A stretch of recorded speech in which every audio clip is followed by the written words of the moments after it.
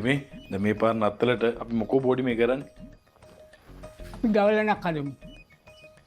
ඕ ඒක හොඳයි. ඒක මරු අදහස. ඈ මේකටම පිදුරු ටිකක් දාලා ගන්න නේ තියෙන්නේ නේ. ඕ නත්තල් වෙනකන් තියෙන එකක් නෑ. කයි?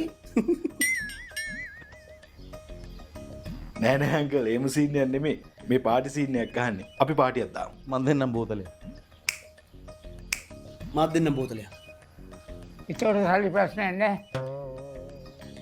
හරි අංකල් ඉතින් එක එකාට පුදන්න නෙවෙයිනේ. අපිටම කාලා බීලා අතල්ලයක් ගන්නනේ. මේ බලපංකෝ මෙයා. හරි.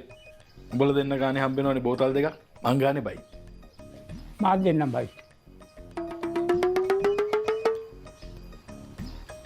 මේ නත්තලට නෙවෙයි අන්න ඒකට පාටිය දාන්න ඕන.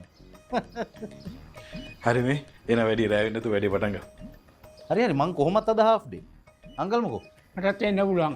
අද නිකන් ඇඟට හරි නැහැ කිව්වම උන් කියන ටක් දාලා මාරු වෙන්නේ. ඔව් ඔව් යන්න කියන හැටි එහෙම කිව්වම එක පාට එතන හොක් ගාලා ගියොත් උන් එපා වගේ කියන්න නේ. මේ සනා දැන් හිටියා වගේ තව එකමාරක් ඉන්න පුළුවන් જાතිය කොල්ලෙක් තමයි මේ. ඔව් පේනවා. හරි හරි. අපි යනවා එහෙනම්. අංකල් මොකෝ මාත් එක්ක යනවා? යා අංකල් මේ දැන් ජොකෝ අඳිනවද?